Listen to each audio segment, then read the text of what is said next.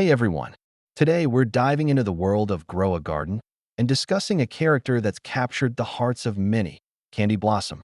Remember when Candy Blossom was a staple in the game? Let's take a look at her previous roles and how she contributed to the fun. There are quite a few rumors floating around about her return.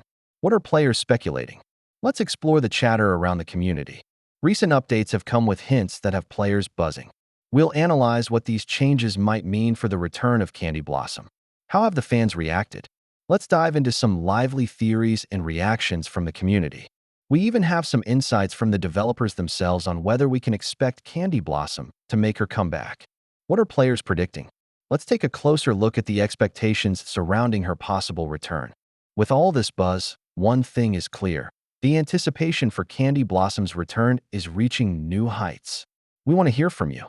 Share your thoughts and experiences with Candy Blossom in the comments below. And don't forget to subscribe for the latest updates on Grow a Garden and all the exciting news.